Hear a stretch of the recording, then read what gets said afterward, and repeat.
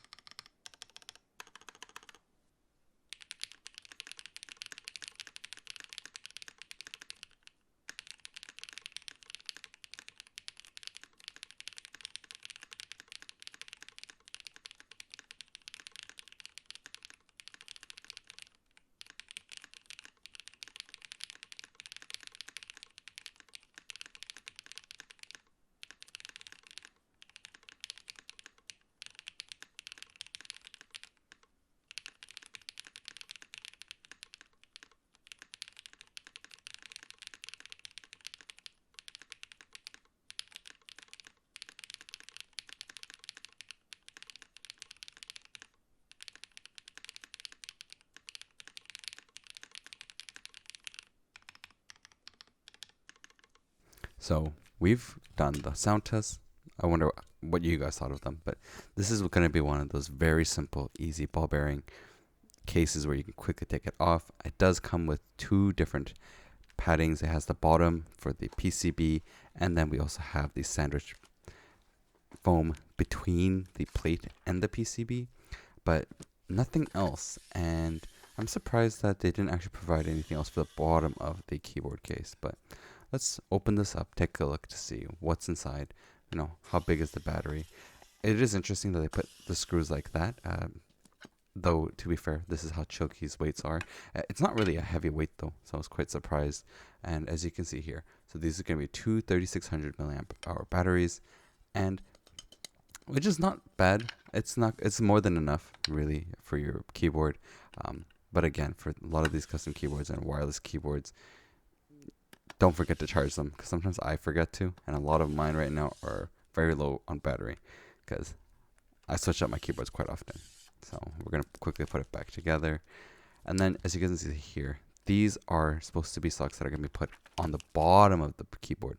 So as you can see there, there's a little prongs that are going to come out, and then you're going to put it in there. It's actually going to be easier to put it in the keyboard case, like the bottom case, instead of putting it on there, because they can easily fall off. So just something to be aware of. I also did the same thing, and I put it on there first, and I realized one of them just doesn't have a very easy fit. So make sure you put it on the bottom portion to put it in. And of course, let's try to see if there's any sound difference with that small change.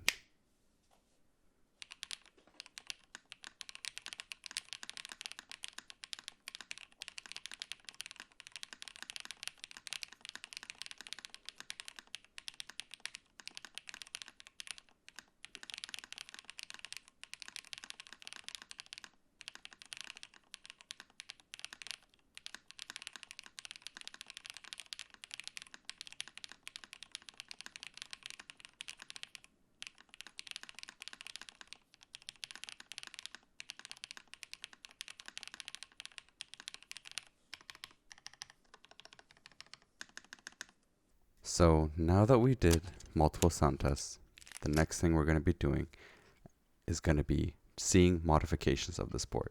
So I will be modifying this to see, what works, what fits. I actually also removed the bottom foam just because I just want to see what it looks like without anything. And of course, give you guys a small sound test as well without any foam.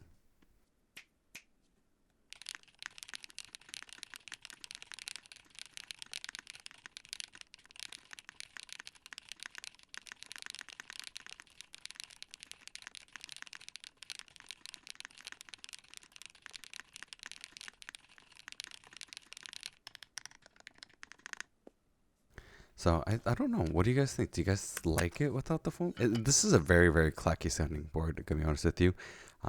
It's like a clicky, clacky sounding board. I think specifically because of the switches. But yeah, well, let's go into trying to do modifications of this board, see what we can do and what would work best, right? So I'm going to do a mod where I'm going to put the tape over the back PCB foam first. So we're going to do tape on there and then see if there's some other changes we can do. So I did 2 layers on the back of it, and of course I'm gonna be putting in the sound dampener in the space bar, just because I feel like the space bar itself is quite a bit not pleasing in terms of the sound wise. I feel like it just isn't super pleasing. I think the stabilizers are better this time, though, that's for sure, compared to the ND 75. The ND 75 stabilizers at the time were just really, really not great. I'm gonna be honest with you. I really didn't enjoy them. This time it seems like it's much more improved, but still the spacebar just doesn't sound so great. So I had some leftover sound dampening foam that was there. So we're gonna just use that and then do a sound test.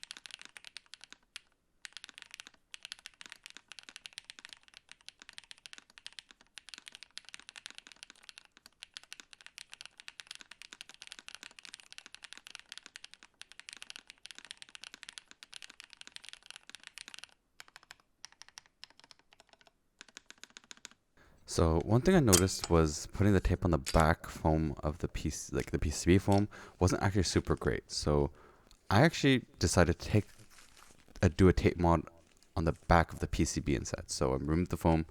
I still kept one layer on the back of the PCB foam just because it wasn't gonna come off and I didn't want to ruin the foam. So I kept 2 layers on the back of the PCB as well, and then the 1 layer on the back. So make sure you have a screwdriver though. I mean, they provide you one too. You can actually loosen the top ball bearing mounts.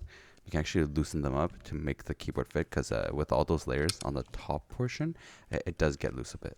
So now that we showed you how to work on this, let's give you a sound test of the whole mounted keyboard.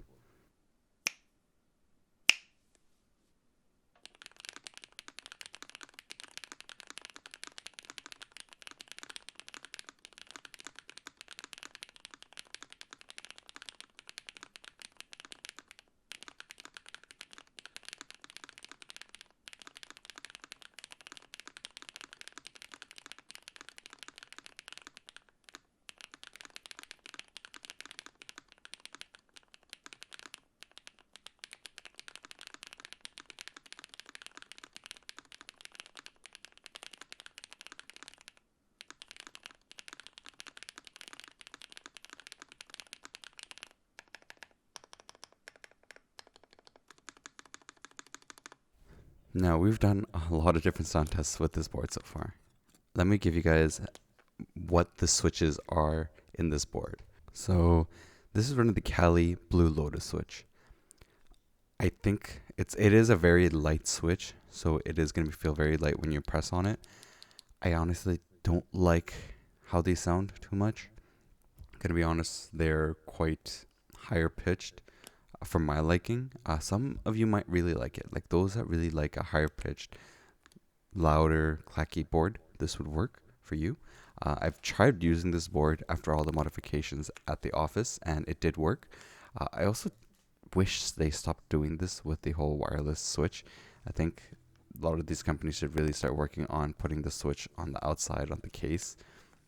It's not really helpful to have it there, because you're going to have it on all the time and then change the modes, right? Using FN tab to change if you need to, or however you need to, but I don't really like it. The design is great on this board. That lighting on the bottom there, I think they should have just made that into a USB dongle portion instead as well. I think more keyboards need to have space for USB dongle in the keyboard case as well as the switch outside. But let me give you guys a look of the software of this board. So where you're going to find the software is in Chilkey's website. Just go into softwares and you'll be able to find it there where it says ND TKL. So they don't actually have a downloadable software. This one's actually just a web-based. So this is it. It's very basic. I do like the look of it though. I'm going to be honest, I think it is very simple. It does look good. You can make all those different changes as you need. You can check the layers as well, the FN, what changes you can do the RGB changes. One thing I noticed about the RGB, by the way, though, is once you set it in there, it doesn't fully save with the keyboard. I'm not sure why. I think Chilkey will need to make an update for the keyboard for this, because, yeah, it doesn't fully save for some reason. Mine was having issues where the lighting, like the RGB, would keep going back to its base settings after I unplugged the board. So that is something to keep in mind. But yeah, just a very simple software. And of course, we're going to now check Keyboard Inspector, see how it works, and what the polling rate is going to be for this board, which is 1000 hertz. So I tried gaming with this, of course, and it's fine. Honestly, like you can game with this board, type, everything. And in general, I think this board is really nice. But I also want to give you a sound test comparison and just my thoughts, of course, with comparing it to like other boards like the Crush 80 and the GX87 that I have.